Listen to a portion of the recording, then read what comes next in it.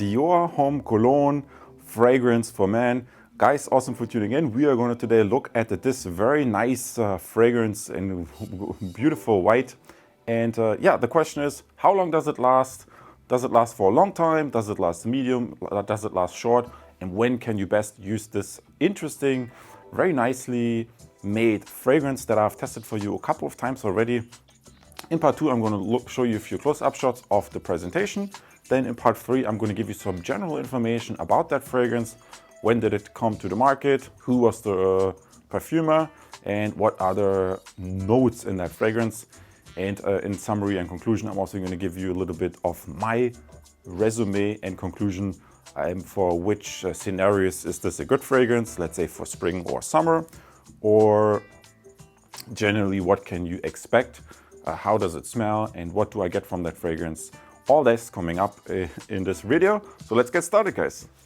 Wonderful, then let's have a quick look at the Dior Homme Cologne presentation. Very nice packaging. Always nice to see, do you have an original or not?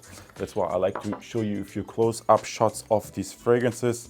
Yes, this fragrance may not be the strongest, but therein lies the strength. It's strength, if you know what I mean.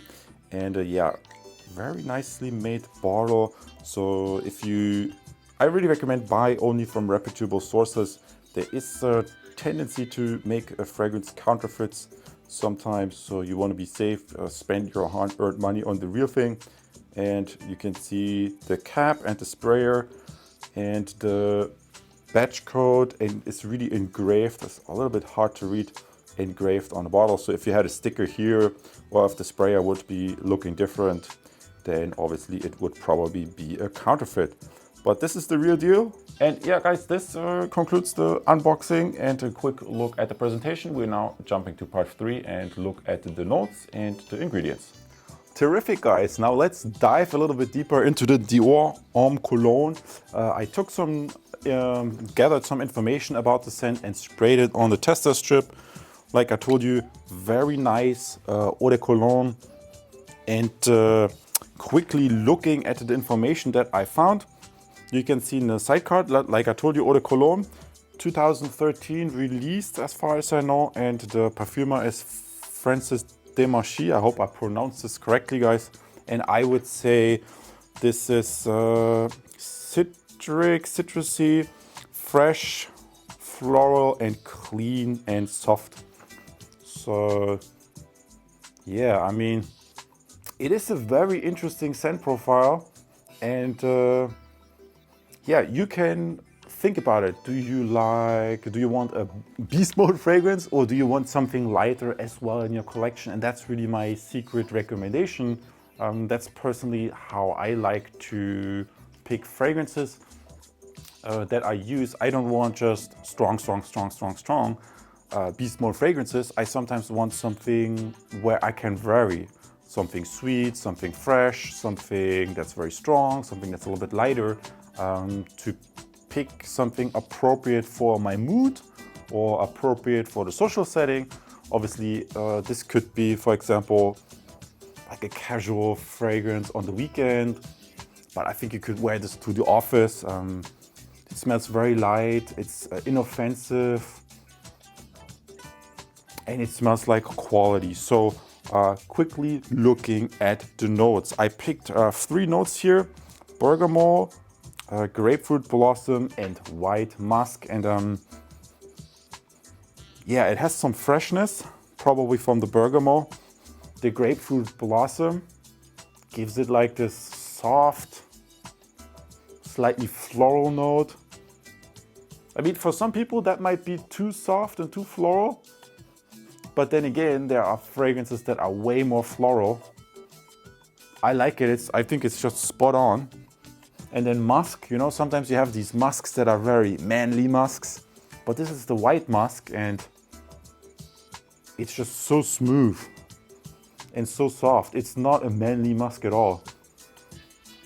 I think it really reiterates the point. You see it from the bottle the whole way. This is very carefully designed too. The company paid a lot of attention to this. This is a great, and that's now my conclusion. If you want a lighter scent that's not that strong, then that's for you. If you want, or could be for you, if you want something that's beast mode performance and very masculine, no way. But I like this. When could you wear this? I think this would be best for spring and summer. It's a very light, enjoyable, and also uplifting fragrance. I find this interesting that they combine the citrusy and floral notes. So I could recommend this for varying age groups, maybe for a younger guy, middle-aged, maybe a little bit older. If you're into this type of fragrances that are not too strong, that smell high quality, that smell clean, light, fresh, soft, very soft. This is a very soft fragrance. So my opinion, it's a nice guy's fragrance. So if you are a very masculine guy, that might not work as well for you. But then again, this is very enjoyable. I enjoyed this wearing this in the summer, and I also enjoyed it particularly for the fact that it was not that strong. Sometimes I just want a fragrance that's not as strong, and that's what they did here. Awesome for tuning in. Let me know what other Dior fragrance you want to see maybe. And a lot of people have already subscribed because of the useful information that I'm giving you here. You can do this right now as well, but you don't have to. I'll see you in the next video. Take care. Wonderful, guys. And if you are a Creed fan or you're thinking about buying your first exclusive niche fragrance, then you may want to check out, I suggest to you, the Creed Aventus Cologne. So not the black Creed Aventus, but the Aventus Cologne, the gray one. Very nice, fresh fragrance that's easy to wear for spring and summer. That's when I like this fragrance, and I'm going to show this to you as well on my channel page. You can subscribe right now. I see you in the next video. Take care.